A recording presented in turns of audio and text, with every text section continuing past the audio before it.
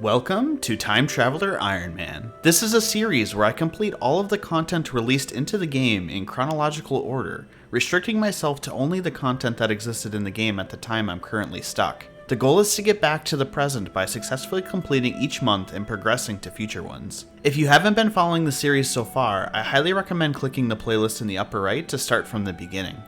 Currently, it's September of 2002. Unfortunately, it's time to get back to school, but that doesn't mean that Jagex has been lacking on content updates in the meantime. As with the rest of summer, Jagex was continuing to work on a new version of RuneScape that would become known as RS2 in the months to come. As a result, the new content for late summer 2002 primarily took the form of 5 new quests. These quests continue to be some of the most iconic quests ever released into the game, kicking off the major Elven storylines as well as the Sea Slug storyline. As always, we'll have to complete all of these quests to progress. Thankfully, this time around Jagex did release more than just quests. In a news post, Jagex announced a new tutorial island was released for new players. Before this, players were just dropped into Lumbridge with no help. This tutorial island isn't the iconic one we all remember from the RS2 era and looked a lot different. The goal of the island was the same, however, and the experience was at least similar. Now this brings us to the biggest part of the month, which was a note tacked onto that tutorial island news post, and could have been easily overlooked if you weren't reading very carefully. The most fearsome monster to ever venture into RuneScape has now appeared, it read. Notably, it also said, you'll have to find him first. Yep, back then Jagex gave almost nothing away in patch notes, and you'd have to venture out and find this new boss all on your own. If you were actually able to find it, you'd then be in a fight for your life against it, as it outclassed all previously known monsters in the game in raw combat level. The King Black Dragon, RuneScape's first official boss, had finally been added to the game. We'll have to defeat it and claim its riches for ourselves to move on. A boss worthy of the new highest combat level didn't come without its rewards. Released alongside the new beast is a best-in-slot armor item that it dropped and will need to obtain. Thankfully, however, this item was also added to the drop tables of several other high-level mobs, so we'll have some options ahead of us in deciding on how to obtain it. This is the final month of Season 2 of Time Traveller Ironman, and I'm so excited to get started. Are you as well? Let's go ahead and jump on in to September of 2002. Hello, and welcome back to Time Traveling Ironman. Here we are in September of 2002. It's amazing how fast the summer went, but I guess that's just how it is. As always, I am super excited to keep moving and see what this month has to offer. So first off, we have a quest that everyone is probably pretty united in disliking, and that's Sheep Herder.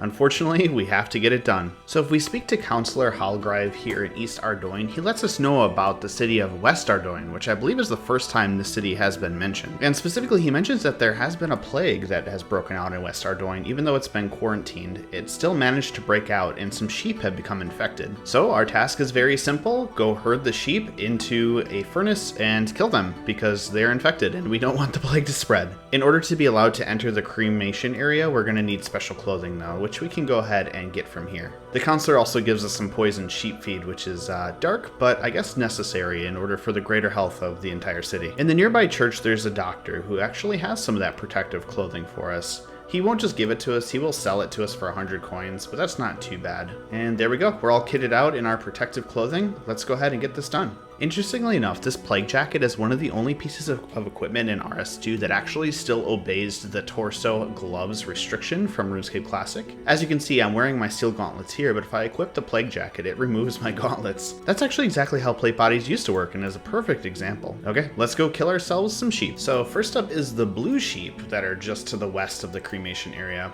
Now how you get these sheep to move is if you stand behind them and poke them with a cattle prod, they'll move in the direction opposite you, which is a little slow and annoying, and it's going to be made 10 times worse by the fact that I cannot run, but we'll get him in there. I've done this quest probably a dozen times across all of my accounts, so I'm very familiar with this kind of problem. I think the main problem is going to be if the sheep decides to return home, I'm going to be SOL because I can't run to catch up to it. There's one. The blue sheep is safely stowed away.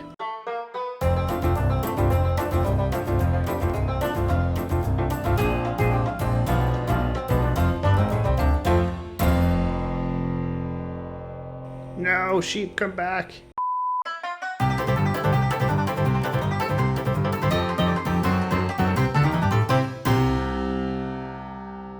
No, sheep, come on. Damn it.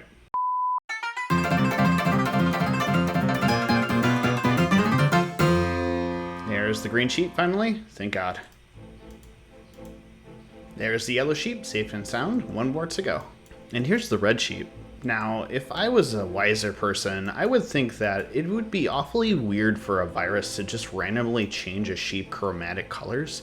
And someone might be pulling a leg here by dyeing these sheep specific primary colors in order to scare the general populace, but unfortunately I'm not a smart man, so I'm just gonna keep slaughtering these sheep instead. Come on, red sheep, go in. And it's good. All right, my sheep friends, time to eat up and see your demise. One last thing to do, just incinerate all the bones, and we're all done here. Returning to Counselor Holgrive, we just let him know that we completed the job, and he actually reimburses us the 100 gold it costs for the protective clothing, which is pretty cool. And then also 3,000 coins for completing the job, which is amazing. That's the most gold that you could get from any quest, I think. And quest complete, that easy. Sweet, let's move on to the next one. All right, next up is Hazil Cult, which is another kind of choose-your-own-adventure kind of quest. Let's go ahead and trespass into the Carnelian Manor here and talk to Cyril Carnelian and see what's going on. He complains about some cultists that are stirring up trouble for him, and I just let him know that he probably deserves it. And then he calls me a peasant. Alright then. Cyril Carnelian himself is apparently the most recent of a very vital family to Ardoyne's history, as they've played a role in Ardoyne's politics for many generations, which is a little interesting piece of lore for sure. But apparently these cultists living out in the woods have been harassing him by breaking and entering into his house and stealing a suit of armor, I guess. So let's go ahead and give him some help. So let's go investigate the woods and see if we can find some evidence of this cult. Now, if I was a cultist, I feel like I would hide out in a cave in the woods, and this cave looks like the perfect hiding place. Oh, and what do you know? There's a cultist here. Alright, if I talk to him, he's very hostile, and he lets me know that I basically need to leave or he's going to hurt me. And I'm so dedicated to Carnelian that I just basically say, I'm not going anywhere, I need to know information. Alright, I'm already at the point where I'm willing to risk my life and limb for this guy I just met, so why not? I'm very dedicated to Sir Carnelian already. Jeez, I talked to the guy for like 15 seconds. So Clivet claims that the Carnelian house was actually once built and lived in by Lord Hazil, who is one of the Majrat Falls of Zamorak. So we have evidence of yet another Majrat living here in Gielinor. Clivet recounts that long time ago there was a civil war between the followers of Zamorak and the followers of Ardoyne, and the Carnelians stormed the house of Lord Hazil and basically stole it from them after killing everyone inside. Ever since, Lord Hazil has been plotting and prepping his revenge, basically, against the Carnelians. And my reply is that the politics and histories of Ardoyne do not concern me. This character writing is horrible, man. So this is where you're actually given a choice of how you want to proceed with this quest. You can continue helping Sir Carnelian, or you can actually join Clivet and join the cult and try to take down the Carnelians. It's pretty interesting because you basically just meet both sides and you know almost nothing about them, but I honestly don't like Sir Carnelian at all. He seems like a bit of a stuck-up asshole, so we're gonna go ahead and go with the evil side this time. I would love to learn more about the Majrat anyway. Unfortunately, however, Clivet does not play games and requires that I kill a member of the Carnelian household to prove my loyalty. Alright, let's go ahead and do this, I guess. I'm not against a little bit of cold murder. Clivet gives us a bottle of poison to use on the Carnelian food, and we'll go from there. So of course we head down to the basement and we use the poison on whatever's cooking here on the range. I don't even know what they're having for dinner. Apparently it's soup, but now it's poison soup. So we talked to Cyril, apparently after the family has had dinner, and he mentions that his son fed his soup to the dog Scruffy, and Scruffy died because of the poison. Oops, I guess I killed a Carnelian, but it was the dog. I hope that counts. We're just gonna awkwardly walk away and pretend that we know nothing more about why the dog is poisoned. Let's go return to Clivet. Even though it was just the dog that died, Clivet is still pretty happy with my performance and allows me to proceed forward in joining the cult. He gives me an amulet to wear. It's Hazil's mark, and he tells me to basically find them deeper down in the sewers. And in order to do that, we're going to have to solve a little bit of a puzzle. Interestingly enough, the sewer valves are actually laid out in the shape of Hazil's mark, which is a pretty nice little piece of lore here. And we'll have to turn each one a specific direction in order to control the flow of water and let us into the cult's hideout. We'll turn valve 1 right, We're going to turn valve 2 right. We'll turn valve 3 left. We'll turn valve 4 right. And the last thing we'll do is turn valve 5 right. Let's go back down and see if we can get access to the cult hangout now. Boarding the raft here by Clivet takes us directly into the cult hideout. Awesome. So the head cultist is named Alamone, and if we speak to him, he tells us that they're almost ready to finish resurrecting Lord Hazil, but they need the words to the powerful enchantment that they're going to cast, which are hidden within the Carnelian mansion. Apparently Sir Carnelian doesn't even know it exists, and we gotta go steal it, basically. So our next task is pretty simple. Go back to the mansion and find the scroll, and we also found out that the butler inside the mansion, Butler Jones, is actually on our side as well. So we'll have an ally to help us locate the scroll. So I walk into the Carnelian household wearing my Hazil mark, and I talk to Butler Jones, and he says, I see you have the mark now. You should keep it covered up. No, I'm just going to wear it proud and talk directly to Sir Carnelian with the mark on. Oh, it's nothing, just an old amulet. Unfortunately, the butler has no clue where the scroll is, so we're gonna have to do his work for him. If I talk to Sir Carnelian again, he's very, very miserable about the family dog dying, and he breaks down into tears. But I immediately berate him by saying, "Loosen up already! It was only a dog." I mean, I know I'm working to take your family down, but damn, that's just really, really savage. So the first thing we need to do is search the basement for a key, which we can find in one of the chests here. Then in one of the bedrooms upstairs, there's actually a hidden wall here, which leads to a secret ladder. And the secret ladder leads to a secret room, and in the secret room is a secret chest, on which we can use our secret key to open and discover a secret parchment containing a secret enchantment to resurrect a secret evil Majrat guy. Huh. Alright, the scroll in hand, let's go ahead and return it to Alamone and finish the quest. Giving the scroll to Alamone here, he begins the enchantment spell in order to resurrect the Lord Hazil, I guess. And there he is, Lord Hazil himself, level 296 apparently. Hazil thanks us directly for our role in resurrecting him, as we obtained the scroll, probably the most important part of this whole process for sure. Hazil actually says that he's going to call on us for assistance again, but as far as I know, he doesn't in all of OSRS. He specifically asked me to pledge my allegiance to Zamorak, but I say, I serve nobody but myself. Jeez, so angsty in this quest.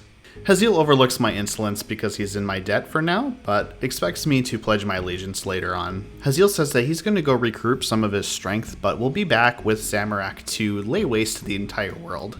So that's pleasant. I guess I didn't know I was signing up to resurrecting a warlord who's hell-bent on destroying the entire world. I thought he just wanted his house back, but you know, sometimes that's what happens. And that's quest complete. 2,000 coins for that one, and a nice chunk of thieving experience, which is pretty nice. I definitely know that these Mahajrat quest lines play a big role in RS3, but they for the most part have not seen much reappearance in Old School yet. But we might see them again one day for sure. Alright, that said, let's move on to the next quest. Alright, time for our next quest, and we'll need a new item for this quest, which is dwellberries that actually spawn here in the McRubber's Wood, so we have another reason to return to this place, I guess. Now let's go start this quest. Okay, so there is an unassuming house here on the very western part of East Ardoyne, very near this ominous wall and the city of West Ardoyne, which was kind of teased earlier on in Sheepherder Quest. There's a family that lives in here, and their daughter has gone missing. Edmund says that 3 weeks ago she managed to cross the wall into West Ardoyne, trying to find a way to heal the people there. But because of the quarantine, she hasn't found a way back. Of course, being the generous adventurer that we are, we offer to help go find Alina. So Edmund recommends getting a gas mask from his wife Elrena here, who can make some by rubbing some dwellberries on the mask, and thankfully we already have some, so that's one step done for us. And with that, Elrena gives us the gas mask, so we have that now, and we are safe from the plague. Now, of course, due to the quarantine, we're not going to be able to just cross into West Ardoyne freely. We're going to need a secret method in, and thankfully Edmund has a strategy where we're just going to dig in his garden until we actually dig through to the sewers, and then find our way into the city that way. Definitely seems like a ton of work and extremely dangerous, but I'll take your word for it, Edmund. Let's do this. With some buckets of water onto the soil, that allows us to dig through into the sewers. Unfortunately, one obstacle still stands in our path, and there is a grill here on the pipe blocking our way into West Ardoyne, so we'll need Edmund's help here to help us pull it off. And there we go. Edmund helps us pull off the grill, and our access into West Ardoyne is established. Edmund gives us a lead. A man called Jethic can apparently help us over on the other side of the wall. Thankfully, Jethic is standing like right next to the manhole cover we exited, so that part wasn't hard, and he'll be able to help us find Elena. Jethic says that the entire city is in ruin, people are suffering and starving because of the plague, and also because King Tyrus, the king of West Ardoyne, has abandoned them. He's the brother of King Lathus of East Ardoyne. Jethic says that King Tyrus has been exploring the lands to the west instead of taking care of his own kingdom, and the plague started when he came back from one of the expeditions, so suspected that he probably brought something back from foreign lands. Getting on to the subject matter at hand, however, we show a picture of Elena to Jethic to see if he's seen her anywhere around West Ardoyne. Thankfully, he recognizes her and says that she's been living with a family in the far north of the city, so let's go ahead and visit them. Jethic also asks us to return a book to the family, so I guess we're doing a small errand along the way. Thankfully for me, the book is actually my ticket in to see the family because they're not very friendly, but that allows me to come into the house so I can actually speak with them. Ted, who lives in the house here, says that she was living with them for most of her time here, but tried to get ready to leave about a week ago. And unfortunately, she got abducted and thrown into jail by the mourners, which is pretty unfortunate. Talking to the daughter that saw her get abducted, she says that Elena got dragged into a building in the far south of the city, so that's our lead. So at the aforementioned building, the building itself has been blocked off as condemned, unfortunately, and the mourners will not allow us in without special access. I asked to get access to the building, but unfortunately they can't risk me contracting the disease, and my equipment isn't regulation, so they won't allow me in. If I ask for clearance to get into the building, the mourners say that I need to speak to Bravik, the city warder, who is holed up in the city center of West Ardoyne, so let's go talk to him. Talking to the clerk at the Civic Center, I ask him if I can get clearance to enter the Plague House, and he gives me permission to go speak to Bravik about it. Speaking to Bravik, it becomes apparent that he is extremely hungover and can't talk to us until we cure his hangover, so we're gonna do that. He gives us a recipe for a hangover cure that's really hard to read because the handwriting is so bad, but we can decipher the ingredients fairly easily. It's a bucket of milk with chocolate dust in and some snape grass, and there you go, a hangover cure. Let's go ahead and give it to Bravik and talk to him about getting access to this building. Thankfully, the hangover cure takes effect quickly, and we're able to talk to him about getting access to the building. Thanks to the fact that Elena has helped him a lot, he doesn't hesitate in giving us a warrant in order to search the building. So let's go ahead and head back down there. Confronting the mourners at the door here again, they allow us to enter because we have the warrant. And now we can search the building for Elena. Searching one of the barrels here, we find a key. Of course, the key is always in a barrel or crate inside the house where you need it, right? That would be the most logical place to hide it. And unsurprisingly, in the basement here is Elena, who is stuck in a jail cell that has been considerably well constructed, considering this is just a random house. Elena herself is extremely focused, and she immediately heads back to East Ardoyne to begin diagnosing some samples that she took while she was here, not even fretting the fact that she's been held up in a jail cell for over a week. All right, with Elena freed, let's go ahead and return to Edmund and finish the quest.